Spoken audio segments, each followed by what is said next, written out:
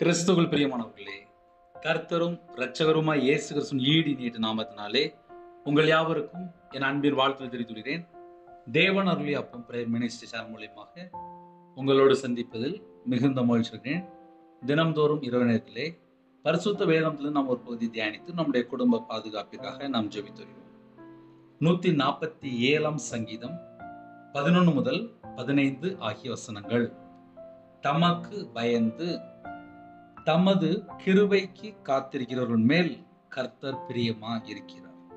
எருசலேமே கர்த்தரை ஸ்தோத்திரி, சீயோனே உன் தேவனை துதி. அவர் உன் வாசல்களின் தாழ்பால்களை பலப்படுத்தி உன்னிடத்தில் உள்ள உன் பிள்ளைகளை ஆசீர்வதிக்கிறார்.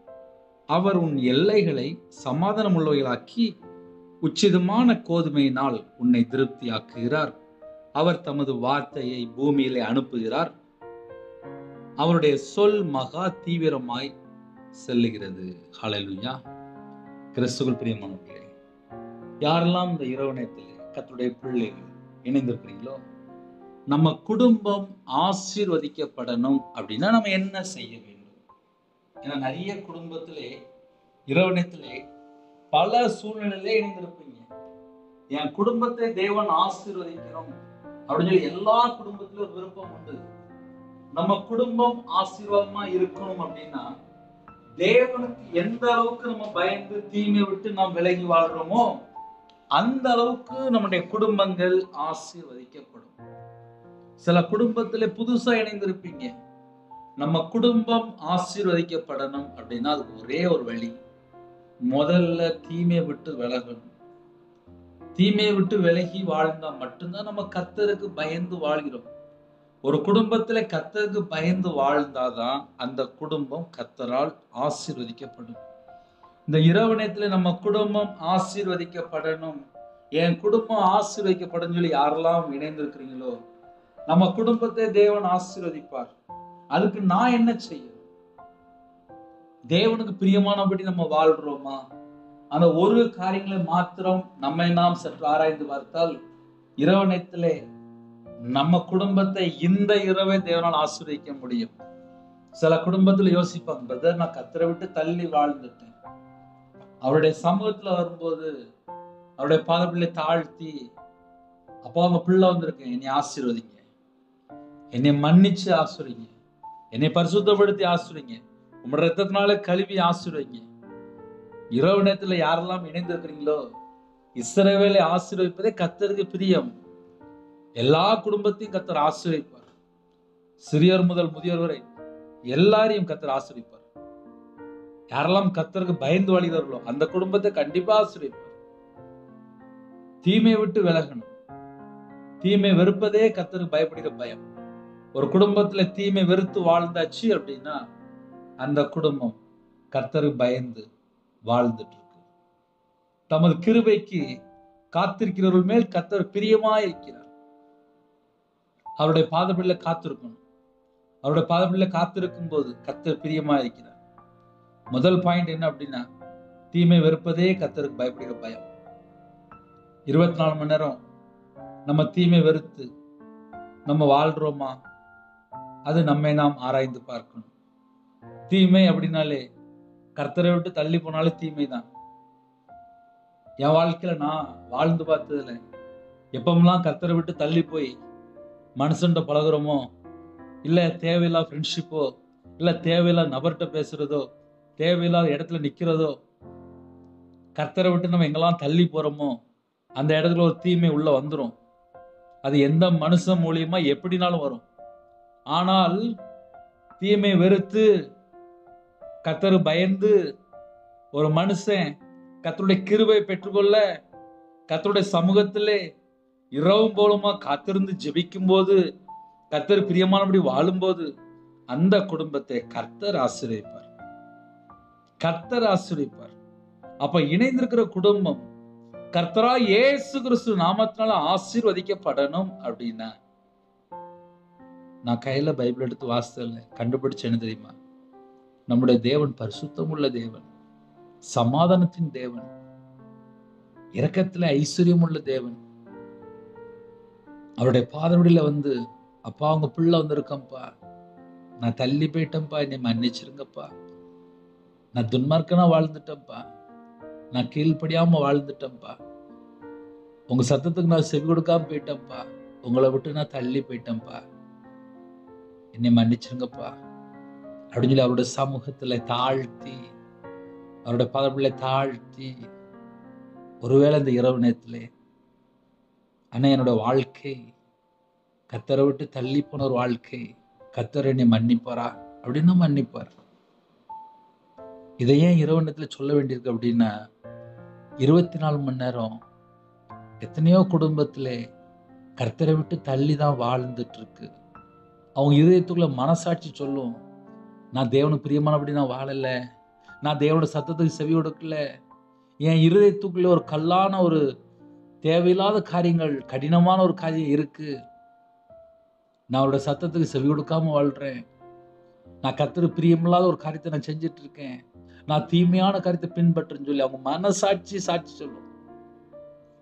ஒரு குடும்பம் ஆசீர்வாதமா இருக்கணும் அப்படின்னா, என் இருதயத்துக்குள்ளே கர்த்தரை விட்டு தள்ளி போற எந்த ஒரு காரியமும் இருக்கக்கூடாது. நான் ஒரு முழு பைபிள் ஃபுல்லா வாசித்து பார்த்தல நான் அதைத்தான் கண்டுபிடிச்சேன். ஏன்னா என் கூட ஆவியானவர் பேசுவார்ல, உங்க கூட பேசுறாருல. இந்த இரவு நேரத்திலே நம்ம இருதயத்துக்குள்ளே பரிசுத்த ஆவியானவர் தங்க வேண்டும் என்றால், தீமையான காரியம், கர்த்தரை விட்டு தள்ளி போற காரியம், அது இச்சையான காரியமா இருக்கலாம், ஒரு பொருளாசையா இருக்கலாம். ஏன்னா இன்னைக்கு எதை எடுத்தாலும் ஆசைப்படுறாங்க. அடுத்த வீட்டு சொத்தை ஃபுல்லா ஆசைப்படுறாங்க, அடுத்த வீட்டு குடும்பத்தை ஆசைப்படுறாங்க, அடுத்த வீட்டுல உள்ள ஒரு நபரை ஆசைப்படுறாங்க, அடுத்த வீட்டுல உள்ள காரியங்களை மட்டும்தான் ஆசைப்படுறாங்க. அது எல்லாமே பிசாசினால் உண்டானது. திருடன் திருடவும் கொல்லவும் அழிக்கவும் வருகிறான் என்று வேற ஒன்றுக்கும் வரான். அடுத்த குடும்பத்துல பொருளை ஃபுல்லா ஆசைப்படுறாங்கள, அது ஒரு இச்சை, அது ஒரு இச்சை. அது மூலியமா பிசாசு உள்ள வந்துடும். பிசாசு உள்ள வந்துடும்னா எங்க வந்துடும் அப்படின்னா இதயத்துக்குள்ள வந்துடும். பக்கத்து வீட்டுல பொருள் மேலேயே ஆசைப்படுறது, பக்கத்து வீட்டுல உள்ள காரியங்களே ஆசைப்படுறது, இதெல்லாம் பிசாசுடைய சுபாவம். அப்ப தமக்கு பயந்து அப்படின்னா தீமை வெறுப்பதே கர்த்தருக்கு பயப்படும் பயம். தீமை வெறுக்கணுமாப்பா. செல்போன்ல ஏகப்பட்ட தீமையும் இருக்கு, நன்மையும் இருக்கு. பல மணி நேரம் யார்ட்டையா செல்போன்ல பேசிட்டு இருப்பாங்க. அது லாஸ்ட் பார்த்தா நன்மையா தீமையான்னு சொல்லி அவங்களுக்கே தெரியும். நம்ம பேசுற வார்த்தை தப்பான வார்த்தையா இல்ல நல்ல வார்த்தையா, அது நமக்கே தெரியும். அதனால யாரெல்லாம் இரவணத்துல இணைந்திருக்கிறீங்களோ, உங்க பிள்ளைகள் ஆசீர்வதிக்கப்படணுமா, உங்க குடும்பம் ஆசீர்வதிக்கப்படணுமா, உங்களுடைய தலைமுறை ஆசீர்வதிக்கப்படணுமா, உங்களுடைய வம்சம் ஆசீர்வதிக்கப்படணுமா, அதுக்கு நான் என்ன செய்யணும்? என்கிட்ட என்ன காரியம் மிஸ்டேக் இன்னும் இருக்கு? நான் இன்னும் எதுல நான் மனம் திரும்பணும், இன்னும் நான் எதுல அர்ப்பணிக்கணும், இன்னும் என்னுடைய ஆவிக்குரிய வாழ்க்கையில வளர்றதுக்கு நான் என்ன செய்யணும்? அதுதான் நமக்கு தேவை. ஒரு கம்பெனில போய், ஒரு வேலை செய்யற இடத்துல போய் வேலை செஞ்சா சம்பளம் கரெக்டா கொடுத்துருவாங்க. வேலை செய்யற ஆட்கள் உண்மையா வேலை செஞ்சா போதும், நல்ல இடமா இருக்கணும், அவ்வளவுதான். சில குடும்பத்துல லஞ்சம் கொடுத்து ஒரு வேலையை செலக்ட் பண்றாங்க. அப்ப அந்த இடத்துல பிசாசு வருவானா வரமாட்டானா? இன்னைக்கு ஒரு குடும்பத்துல என்ன நடக்கு அப்படின்னா, ஒரு வாலிப பிள்ளை இருக்கு, திருமண வயசு வந்துட்டு, ஒரு நல்ல மாப்பிள்ளை பார்த்துட்டு இருப்பாங்க. அந்த பக்கம் பார்த்தா ஒரு நல்ல ஒரு பொண்ணு பார்த்துட்டு இருப்பாங்க. ரட்சிக்கப்பட்ட பிள்ளையா இருக்கான்னு சொல்லி கேட்டா பரவாயில்ல, அந்த வீட்டுல எவ்வளவு நகை போடுவாங்க, எவ்வளவு பணம் தருவாங்க, எவ்வளவு ரொக்கம் தருவாங்க, எவ்வளவு சொத்து இருக்கு. பின்னாடி விசாரிக்கிறது ஃபுல்லாவே தந்திரமான காரியத்தை தான் விசாரிக்கிறாங்க. தந்திரமான காரியத்தை விசாரிக்கும் போது நல்ல ரட்சிக்கப்பட்ட பிள்ளை எப்படி கிடைக்கும்? நீதிமான் விரும்புறத தேவன் கொடுப்பான்னு சொல்லி போட்டிருக்கு. நீதிமான் எதை விரும்புவாங்க? ஒரு நல்ல பரிசுத்தமான குடும்பத்தை விரும்புவாங்க, நல்ல ரட்சிக்கப்பட்ட குடும்பத்தை விரும்புவாங்க, நியாயமா இருப்பாங்க, அநியாயமா வரக்கூடிய வருமானத்தை வெறுப்பாங்க, உண்மையா இருப்பாங்க, உத்தமமா வாழ்வாங்க, செம்மையான வழியில போயிட்டு இருப்பாங்க.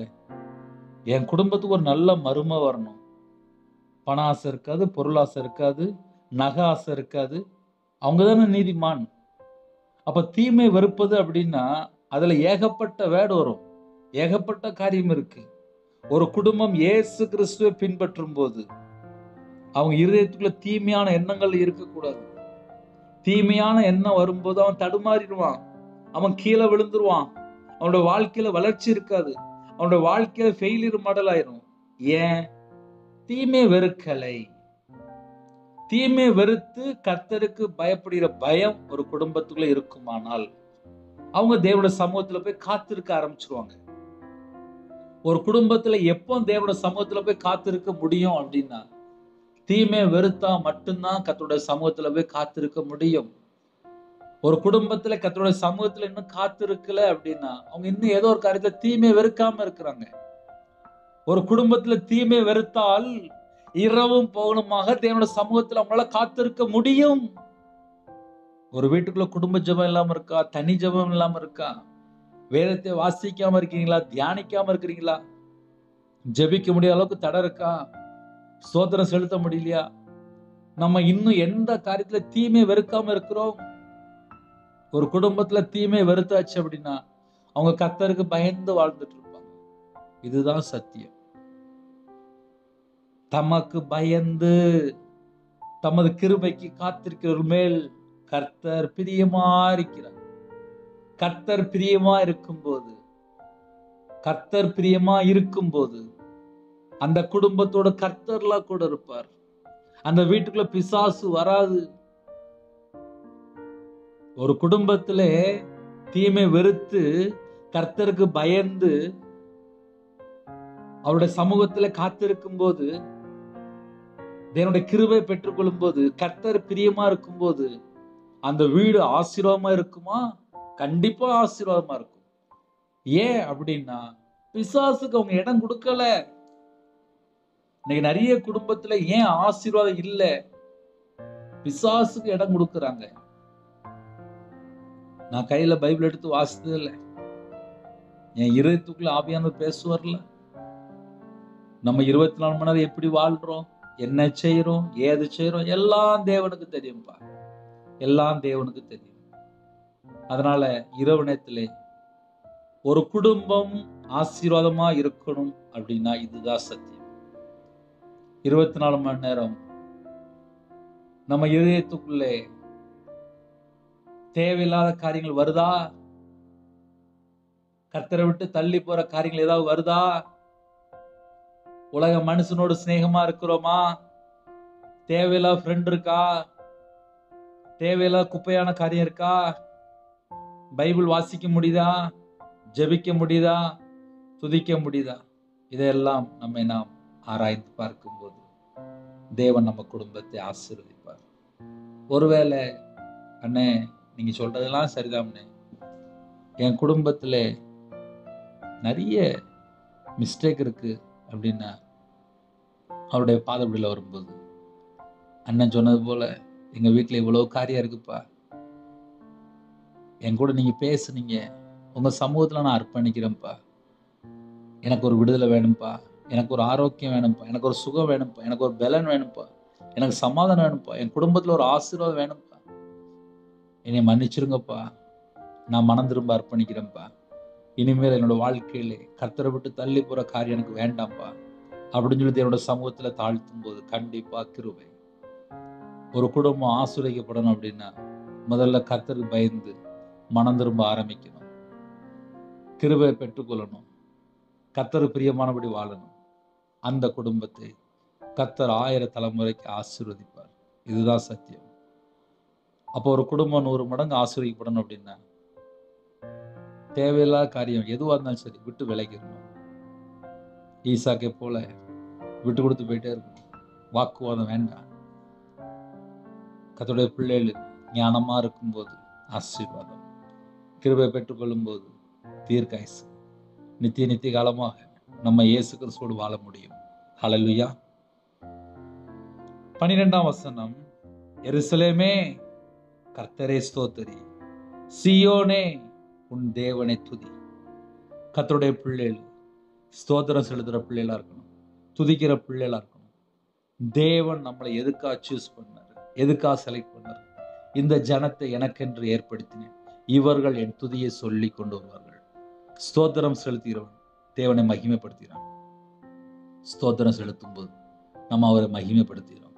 ஆவிக்குரிய வாழ்க்கையிலே இரவு நேரத்திலே யாரெல்லாம் இணைந்திருக்கிறீங்களோ முதல்ல அப்பா ஸ்தோத்திரம்ப்பா, இன்னைக்கு எனக்கு உயிர் பிச்சை கொடுத்துருக்கீங்கப்பா, நான் இன்னைக்கு உயிரோட இருக்கேன்னா அது உங்க கிருபைதான்ப்பா. அவ்வளவுதான், சிம்பிள்.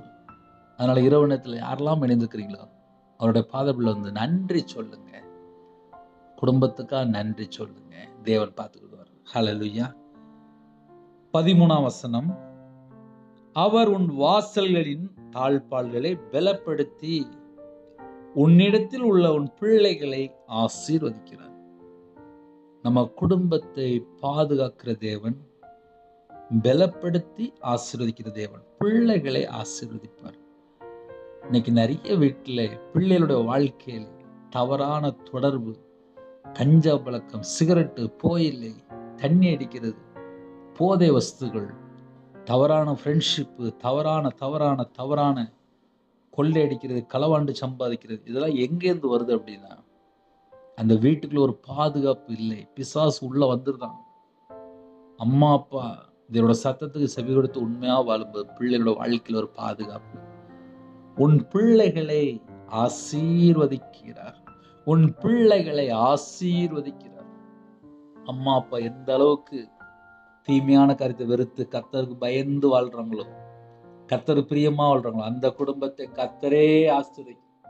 தேவனை துதிக்கிற பிள்ளைகளா இருக்கும்போது கர்த்தரை அந்த குடும்பத்தை ஆசீர்வதிக்கிறார். அவருடைய நாமத்துக்கு ஸ்தோத்திரம் செலுத்தி உண்மையா துதிக்கிற பிள்ளைகளா இருக்கும்போது அவனுடைய சந்ததியெல்லாம் ஆசீர்வதிக்கிறார். அவனுடைய பிள்ளைகளெல்லாம் கர்த்தர் ஆசீர்வதிக்கிறார். ஹல்லேலூயா. அவர் உன் வாசல்களின் தாழ்பாள்களை பலப்படுத்தி, எதை வீடை ஸ்ட்ராங் பண்ணுமோ எல்லா இடத்துலயும் ஸ்ட்ராங் பண்ணிடுவார். எல்லா பக்கம் கர்த்தர் வேலி அடைச்சுவார். ஏன்னா இயேசு கிறிஸ்து ஒரு குடும்பத்தை ஆசீர்வதிக்கும் போது அந்த வீட்டுக்குள்ள பிசாசு உள்ள வரக்கூடாது. எல்லா பக்கம் கர்த்தர் வேலி அடைப்பார், பாதுகாப்பு தருவார். அவர் சர்வ வல்லமுள்ள தேவன். உங்க குடும்பத்தை தேவன் ஆசீர்வதிக்கும் போது உங்க வீட்டுக்குள்ள பிசாசு என்றாகக்கூடாது. எல்லா பக்கம் வேலி அடைச்சுவார். செல்போன் இருக்கா, அதுல தீமையான காரியம் இருக்கு, நன்மையான காரியம் இருக்கு. ஒரு குடும்பத்துல காலையில ஒரு ஐயா பேசும்போது சொன்னாங்க, இந்த மாதிரி நான் செல்போன்ல எப்போதும் பார்க்க மாட்டேன், ஆனா நைட் நேரத்தில் சும்மா செல்போனை பார்க்குறேன்னு சொல்லிட்டு 1 மணி 2 மணி இதே பார்த்துருந்தேன். எப்படிதான் நேரம் போச்சுன்னு எனக்கு தெரியல. சும்மா பார்த்துட்டே இருந்தேன், 2 மணி நேரம் 3 மணி நேரம் போயிட்டு அப்படின்னாங்க. என் பையங்களும் செல்லத்துல நைட்டு ஃபுல்லா செல்போன் பார்த்ததுதான், என்ன செய்யன்னு தெரியல அப்படின்னாங்க. ஒரு வீட்டுக்குள்ள பிசாசு நேரத்தை எப்படி வேஸ்ட் பண்ணுது அப்படின்னா செல்போன் மூலியமா டயத்தை வேஸ்ட் பண்ணுது. அதனால நைட் நேரத்தில் யாரெல்லாம் இணைந்திருக்கிறீங்களோ ஒரு குறிப்பிட்ட மணி நேரத்துக்கு அப்புறம் செல்போனை எங்கேயா ஒரு வாரமா பீரோல வச்சு பூட்டி வச்சிருங்க. அப்போதான் சரியாகும். ஏன்னா நிறைய குடும்பத்தில் கண்ட்ரோல் இல்லாமல் அம்மாட்ட பேச மாட்டேங்காங்க, அப்பாட்ட பேச மாட்டேங்காங்க, பிள்ளைகிட்ட பேச மாட்டேங்காங்க, செல்போனில் பல மணி நேரம் மூழ்கி கிடக்குறாங்க. அப்புறம் டைவர்ஸ் வரையும் போய் நிற்கும். சில குடும்பத்தில் பிரிஞ்சே போயிட்டாங்க. ஒரு குடும்பத்தில் ஒரு ஐயாட்ட பேசும்போது சொன்னாங்க, மனைவிட்ட பேசினா சண்டை வருது, ஆனால் செல்ஃபோனில் 5 மணி நேரம் 6 மணி நேரம் பார்த்தா சண்டையே வர மாட்டேங்குது. அதனால் நான் இப்போ செல்ஃபோன் தான் நான் அதிகமாக பார்க்க அப்படின்னாங்க. வீட்டில் மனைவிட்ட பேசினா பிரச்சனை வருதான், செல்ஃபோனில் பார்த்தா பிரச்சனை வர மாட்டேங்குது. வீட்டில் மனைவி சமையல் பண்ணி சாப்பாடெலாம் ரெடி பண்ணி காத்திருக்கிறாங்க, ஆனால் இவங்க பார்த்தா செல்ஃபோனில் மூழ்கி போய் கிடக்குறாங்க. ஒரு குடும்பம் ஏன் பிரிவினை வருது, ஏன் சண்டை வருது, ஏன் பிரச்சனை வருது, கல்யாணம் முடிஞ்ச புதுசில் ஏன் போராட்டம் வருது அப்படின்னா கர்த்தரை ஒழுங்கா தேடலை, மனைவிட்ட அன்பு கூறல, தேவனுக்கு பிரியமானபடி வாழலை, சும்மா எப்போ பார்த்தாலும் செல்ஃபோன் செல்ஃபோன் செல்ஃபோன் செல்ஃபோன். அதில் நன்மை இருக்குது, தீமை இருக்குது. அதனால் யார் யார் எப்படி எப்படி வாழ்கிறாங்களோ அதை வச்சு தான் அவங்களுடைய தலைமுறை, அவங்களுடைய பிள்ளைகள், அவங்களுடைய வாழ்க்கை, அவங்களுடைய குடும்பம் எல்லாமே ஆசீர்வதிக்கப்படும். ஹல்லேலூயா. அவர் உன் எல்லைகளை சமாதானம் உள்ளவைகளாக்கி உச்சிதமான கோதுமையினால் உன்னை திருப்தி ஆக்குகிறார். ஒரு குடும்பம் ஆசீர்வதிக்கப்படணும் அப்படின்னா எல்லைகள் முழுவதும் சமாதானம் வேணும். அந்த சமாதானம் எப்போ வரும் அப்படின்னா கர்த்தருக்கு பயந்து கர்த்தருடைய கிருபை பெற்றுக்கொண்டு கர்த்தருக்கு பிரியமானபடி வாழ்கிற ஜனங்களுக்கு மட்டுமே, இரவும் போலுமா துதிக்கிற ஜனமா இருக்கிற ஜனங்களுக்கு மட்டுமே, நன்றி செலுத்துகிற ஜனங்களுக்கு மட்டுமே, ஸ்தோத்திரம் செலுத்துகிற ஜனங்களுக்கு மட்டுமே ஒரு குடும்பம் எல்லை முழுவதும் சமாதானம் வேணுமா? இன்னைக்குள்ள செய்தி முக்கியமான செய்தி. உச்சிதமான கோதுமையினால் உன்னை திருப்தி ஆக்குகிறார். உச்சிதமான கோதுமை, பெஸ்ட் ஃபுட்டு, பெஸ்ட், எல்லாமே பெஸ்ட் பெஸ்ட் பெஸ்ட் பெஸ்ட், விலை உயர்ந்த சிறந்த சிறந்த, எல்லாமே சிறந்ததா தருவார். எப்போ? என் வீட்டுக்குள்ள, என் இதயத்துக்குள்ள இயேசு கிறிஸ்து இருக்கணும்பா. என் இதயத்துக்குள்ள இயேசு கிறிஸ்து இருந்தா போதும்பா. உலகம் ஃபுல்லா மாயை மாயை மாயை, எல்லாம் மாயை என்று பிரசங்கி சொல்கிறார். கர்த்தருடைய பிள்ளைகள் மாயான காரியத்தை பின்பற்றும் போது தேவனுடைய கிருபை இழந்து போயிடுவாங்க. கசப்பான வைராக்கியம் இருந்துச்சுன்னா கிருபை இழந்து போயிடுவாங்க. அங்க சகல துர்ச்செயல்களும் உண்டு. கர்த்தரை விட்டு தள்ளி போகும்போது பலவிதமான ஆபத்துக்குள்ள போய் சிக்கிக் கொள்வாங்க. ஒரு குடும்பம் இயேசு கிறிஸ்து ரத்தத்தினாலே பாதுகாக்கப்படணும். நம்ம வீட்டுல எல்லாமே கர்த்தர் பிரியமான பொருளா இருக்கணும். களவாண்டு சம்பாதிக்க கூடாது, லஞ்சம் வாங்கி சம்பாதிக்க கூடாது, கொள்ளையடிச்சு சம்பாதிக்க கூடாது. வீட்டுக்கு வந்த மருமகள்கிட்ட எல்லாமே புடுங்கி சாப்பிடக்கூடாது. ஏன்னா இப்ப இந்த கடைசி காலத்துல வீட்டுல இருக்கிற எல்லாமே கொள்ளையடிச்சு சம்பாதிச்ச பொருளா இருக்கு, களவாண்டு சேர்த்ததா இருக்கு, பொய் பேசி சம்பாதிச்சதா இருக்கு, பொருள் ஆசையினால நிரம்பி இருக்கு, ஐஸ்வர்யத்தின் மேல மயக்கம், இச்சை, அடுத்த வீட்டு பொருளா நம்ம வீட்டுக்குள்ள, இது எல்லாமே பிசாசுனுடைய காரியங்கள். தீமையான ஒரு பொருள் கூட வீட்டுக்குள்ள இருக்கக்கூடாது, விக்கிரத்தினுடைய பொருள் இருக்கக்கூடாது. என் வீட்டுக்குள்ள இயேசு கிறிஸ்து வரணும் அப்படின்னா அதுக்கு தகுந்த மாதிரி வீடு ஃபுல்லா இயேசு கிறிஸ்து ரத்தத்தினால கழுவப்பட்டிருக்கணும். வீடு ஃபுல்லா பரிசுத்த ஆவியானவர் தேவனுடைய பிரசன்னம் என் வீட்டுக்குள்ள வரணும். அப்படின்னா என் வாழ்க்கை நான் கர்த்தரை விட்டு எங்கெல்லாம் தள்ளி போயிருக்கோம் அந்த பாவத்தை எல்லாம் மன்னிச்சிருங்கப்பா, என் பாவத்தை எல்லாம் மன்னிச்சிருங்கப்பா, என் வீட்டுக்குள்ள வாங்கப்பா, என் இதயத்துக்குள்ள வாங்கப்பா. ஜெபிக்கிற குடும்பம், இணைந்திருக்கிற குடும்பம், நம்ம எல்லாரும் இப்படி இருந்தால் நலமா இருக்கும். உச்சிதமான கோதுமை அப்படின்னாலே அவங்க லைஃப் எப்படி இருக்கும்? நம்ம நார்மலா யோசித்து பார்ப்போமே, எல்லாமே பெஸ்டா இருக்கும். அதுக்கு ஒரு குடும்பம் எப்படி வாழணும் அப்படின்னா தீமை வெறுத்து வாழ்ந்திருக்கணும், கர்த்தருக்கு பயந்து வாழ்ந்திருக்கணும், பொய் பேச்சு கூட இருக்கக்கூடாது, அடுத்த வீட்டுல சொத்து கொள்ளையடிச்சு வாங்கக்கூடாது, மருமக எப்படியா தந்துருவான்னு சொல்லி அந்த எண்ணத்திலே இருக்கக்கூடாது. ஏன்னா இப்ப நிறைய குடும்பத்துல வீட்டுல பையன் இருக்கான், ரெடியா இருக்கான், ஆனா எப்படியாவது கல்யாணம் முடியும் போது மருமகள்கிட்ட எப்படியாவது வாங்கிடணும், நகை வாங்கிடணும், பொருள் வாங்கிடணும், கட்டில் வாங்கிடணும், பீரோல வாங்கிடணும், சொத்து வாங்கிடணும், கார் வாங்கணும், ஏசி வாங்கணும். இதெல்லாம் கர்த்தருடைய பிள்ளைலாம் கிடையாது. அதனால இரவு நேரத்திலே ஆசீர்வாதமா இருக்கணுமா, தீமையான ஒரு பொருள் கூட வரக்கூடாது, அடுத்த வீட்டு பொருள் ஆசைப்படக்கூடாது. அடுத்த வீட்டு பொருள் ஆசைப்படும் அது மூலியமா பிசாசு உள்ள என்டர் ஆயிரும். அப்புறம் வியாதி வந்துடும், அப்புறம் அந்த வீட்டுக்குள்ள சாபம் மெதுவா உள்ள என்டர் ஆயிரும். ஏன்னா பொருளாசை, பொருளாசைன்னு விக்கிரகாராதனை என்று எழுதப்பட்டிருக்கு. இப்படிப்பட்டவர்கள் தேவனுடைய ராஜ்யத்தில் பிரவேசிப்பதில்லை. தேவனுடைய ராஜ்யத்துக்குள்ள பிரவேசிக்கணும் அப்படின்னா, நம்ம ஜெபம் பரலோகத்துக்குள்ள போகணும் அப்படின்னா விக்கிரகாராதனை பொருளாசை உள்ள இருக்கக்கூடாது. நம்ம இருதயத்துக்குள்ளே மயக்கிற மாதிரி எந்த ஒரு காரியம் இருக்கக்கூடாது. ஹல்லேலூயா. ஜெபிக்கிற குடும்பம், கர்த்தருடைய பிள்ளைகள் முக்கியமாக கவனிக்கணும். அவர் தமது வார்த்தையை பூமியில அனுப்புகிறார், அவருடைய சொல் மகா தீவிரமாய் செல்கிறது. அவருடைய வார்த்தையை பூமியில் அனுப்புறார். அந்த வார்த்தையை யாரெல்லாம் பெற்றுக்கொண்டு யாரெல்லாம் கீழ்ப்படுகிறாங்களோ அந்த குடும்பம் ஆசீர்வதிக்கப்படும். ஒரு சின்ன ஜெபம் பண்ணி முடிக்க போறேன். கண்களை மூடி இருக்கிற இடத்துல முழங்கால் படிட்டு நாம் ஜெபம் செய்வோம். பரிசுத்தமுள்ள நல்ல பிதாவே, நன்றி துதிக்கிறோம் செய்கிறோம்ப்பா. கேட்ட சத்தியத்தின்படி தீமை வெறுப்பதே கர்த்தருக்கு பயப்படுகிற பயம். கர்த்தருடைய சமூகத்துல காத்திருக்கிற ஜனங்களுக்கு ஒரு மிகுந்த ஆசீர்வாதம் இருக்கு. கர்த்தர் பிரியமா இருக்கிறார். எங்க வாழ்க்கையிலே இதுவரைக்கும் என்னென்ன குறைகள் குற்றங்கள் இருக்கோ, பாவங்கள் இருக்கோ, அக்கிரமங்கள் இருக்கோ, எல்லாவற்றையும் மன்னிச்சிருங்க. உங்க பிள்ளைகளை உங்களுடைய கரத்துல அர்ப்பணிக்கிறோம். உமக்கு பிரியமானபடி நாங்க வாழ்றதுக்கு அர்ப்பணிக்கிறோம். யாரெல்லாம் இணைந்திருக்காங்களோ எல்லா குடும்பமும் இயேசு கிறிஸ்து நாமத்தினாலே ஆசீர்வதிக்கப்படட்டும், ஆசீர்வதிக்கப்படட்டும். கர்த்தர் இணைந்திருக்கிற குடும்பத்தை ஆசீர்வதிக்கணும்.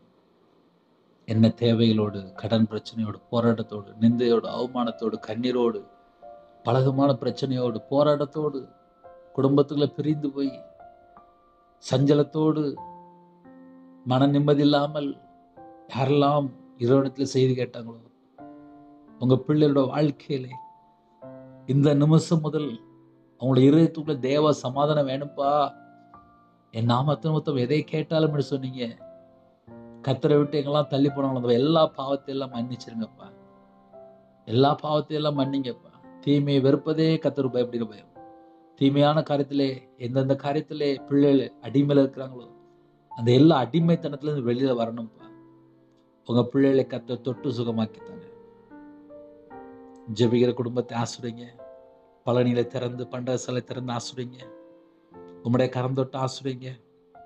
அவங்களுடைய கையின் கீழ் ஆசிரியங்க. அவங்களுடைய அப்பத்தின் தண்ணீர் ஆசிரியங்க. அவங்களோட சிரசு மேல ஆசீர்வாதம் வைங்க. உண்மையா வாழ்ந்து, நீதியை பின்பற்றி, செம்மையா வாழ்ந்து ஆசீர்வாதங்களை பெற்றுக்கொள்ளும் கர்த்தர் கிருபை செய்யுங்க. ஜெபிக்கிற குடும்பம் எழும்பட்டும்பா. ஜெப அபிஷேகத்தை தாங்க. நைட் ஷிஃப்ட்ல இருக்காங்க, நைட்டு டிரைவிங் லைன்ல இருக்காங்க. கர்த்தருடைய கரம் கூட இருக்கட்டும். கர்த்தரை விட்டு தள்ளி போற எந்த ஒரு அசுத்தமான பாவத்துக்குள்ள சிக்கிக்கொள்ள கூடாது. கர்த்தர் வேலி அடைங்க. உங்களோட ரத்த கோட்டைகளே வேலி அடைங்க. நைட் நேரத்தில் யாரெல்லாம் வெளியில இருக்காங்களோ எல்லாருக்கும் ஜீவனை கட்டணும், தீர்காயுசு கட்டணும். முன்னும் பின்னுமா தேவ தூதர் நிப்பாட்டுங்க. ஹாஸ்பிட்டல்ல படுத்த படுக்கையில பலவீனத்தோடு யாரெல்லாம் ஜெபிக்கணும், கர்த்தர் ஒவ்வொரு குடும்பத்துக்கும் ஜீவனை கட்டணுங்கப்பா, தீர்காயுசு தாங்கப்பா, பூர்ண சுகம் தாங்கப்பா, பூர்ண விடுதலை தாங்கப்பா. உங்களுடைய தலைமுறை கரத்தினால தொட்டு சுகமாக்கி தாங்க. எங்களுடைய பலவீனம், எங்களுடைய நோய் எல்லாவற்றும் சிலுவையில் சுமந்தவரே உம்மை அழைக்கிறோம். இயேசு கிறிஸ்துவை அழைக்கிறோம். எங்களுக்காக ஜீவனை தந்த ஜீவாதிபதியாய் அழைக்கிறோம். என் மீட்பர் உயிரோடு இருக்கிறீங்கப்பா. உங்க பிள்ளைகள் மேல பரிபூர்ணமான கிருபை வைத்து பூர்ண சுகம் தாங்க. அதிகாலையில் உங்களுடைய சமூகத்துல கண் விழிக்க கிருபை தாங்க. எங்களுடைய ஆவி உங்களுடைய கரத்துல இருக்குங்க. இரவு நேரத்திலே சீக்கிரமா படுத்துங்க. தேவையில்லாம எந்த ஒரு அடிமையில சிக்கிக்கொள்ள கூடாது. வரக்கூடிய காரியத்தை வெளிப்படுத்துங்க. எல்லா குடும்பத்துக்குள்ளும் தேவ சமாதானம் நிரப்புங்க.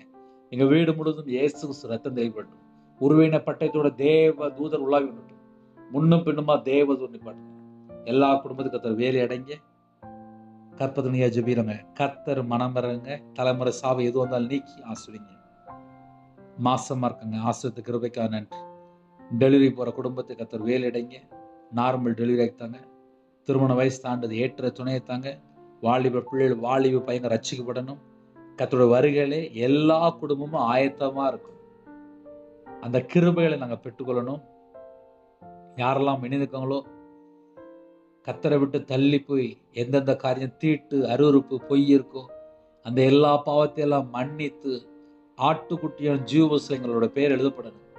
இரவணத்தில் யாரெல்லாம் ஜெபிக்கிறாங்களோ எங்க எல்லாருடைய பாவத்தையும் அப்பா சிலுவையில சுமந்தீங்களே உண்மை அழைக்கிறோம்ப்பா. எங்களுக்காக சாபமானீங்களே உண்மை அழைக்கிறோம்ப்பா. எங்களோட அக்கிரமங்களுக்காக ஜீவனை தந்தீங்களே உண்மை அழைக்கிறோம்ப்பா. யாரெல்லாம் தாழ்த்துறோங்களோ அந்த குடும்பத்தை அப்பா உங்களோட ரத்தத்தினால கழுவி சுத்திகரிங்க. ஜெபிக்கிற குடும்பத்தை ஆசிரியங்க. பலகணிகளை திறந்து ஆசிரியங்க. அப்புறஜனமான ஊழியக்காரப்பா, தேவன் அருளியப்பா மினிஸ்டர் உங்க பாதத்தில் அர்ப்பணிக்கிறேன். நைட் நேரத்திலே, கடனில், உபத்திரத்திலே, கோர்ட்டு கேஸ் சொல்லி போயிட்டுக்காங்கப்பா. பிள்ளைகளோட வாழ்க்கையில வருத்தம், சஞ்சலம் எல்லாவற்றையும் நீக்கி ஆசிரியங்க. எங்களை பரிசுத்தப்படுத்தி ஆசிரியங்க. உங்க நாம மையப்படட்டும். உங்க பாதத்தில் அர்ப்பணிக்கணும். பாவ அடிமையில, விக்கிரத்துக்குள்ள, மாந்திரியத்துல பலவிதமான பிரச்சனைகளை வாழ்றாங்கப்பா. அந்த குடும்பம் ரட்சிக்கப்படணும். கர்த்தர் உதவி செய்யுங்க. அதிகாலையில் உங்களுடைய சமூகத்துல காத்திருந்து ஜெபிக்க கிருபை தாங்க. குடும்ப ஜெபம் பண்ண கத்த கிருபை தாங்க. தனி ஜெபம் பண்ண கத்த கிருபை செய்யுங்க. வேதத்தை தியானிக்கிறது கிருபை செய்யுங்க. இந்த நாள் முழுவதும் பாதுகாத்த கிருபைக்காக உண்மை நன்றியோடு துதிக்கிறோம். கர்த்தருடைய பாதங்களை என்னுடைய ஆவி, ஆத்துமா, சரீரம், சிந்தனை எல்லாவற்றையும் நம்பிக்கிறோம். கர்த்தர் பொறுப்படுத்த துதிக்கான மகிமெல்லாம் ஒரு கேசம் இயேசு கிறிஸ்துவின் பிதாவே ஆமென். தேவனுக்கு மகிமை உண்டாதாக. கர்த்தர் தாமே உங்களையும் உங்கள் குடும்பத்தையும் சகல காரியத்தையும் சம்பூர்ணமாக திருப்தியாக கர்த்தர் கொடுத்து ஆசீர்வதிப்பாராக. ஆமென். கர்த்தராகிய இயேசுவின் கிருபையும் பிதாவாகிய அன்பும் பரிசுத்தனுடைய ஐக்கியமும் இப்பொழுதும் எப்பொழுதும் சதா காலங்களிலும் நம்ம அனைவரும் கொடுப்பதாக. ஆமென். கிறிஸ்துவுக்குள் பிரியமானவர்களே, டெய்லி எனக்காக ஒரு நிமிடமா ஜெபிங்க. ஊழியத்துக்காக ஜெபித்து கொள்ளுங்க. எல்லா தேச ஜனங்களும் கர்த்தருடைய வருகையில காணப்படணும். நம்ம எல்லாரும் பரலோகத்தில் சந்திக்கணும். அந்த கிருபை பெற்றுக்கொள்வோம். நைட் நேரத்தில் தனி ஜெபம் பண்ணிக்கோங்க. கையில் பைபிள் எடுத்து வாசிங்க. ஜெபிக்க விரும்பினால் 9363064181 என்ற நம்பர் தொடர்பு கொண்டால் நாங்கள் உங்களுக்காக குடும்பத்துக்காக ஜெபிப்போம். God bless you.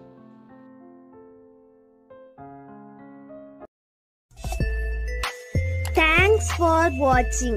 Please subscribe our channel. Click the like and share. Click the bell. God bless you.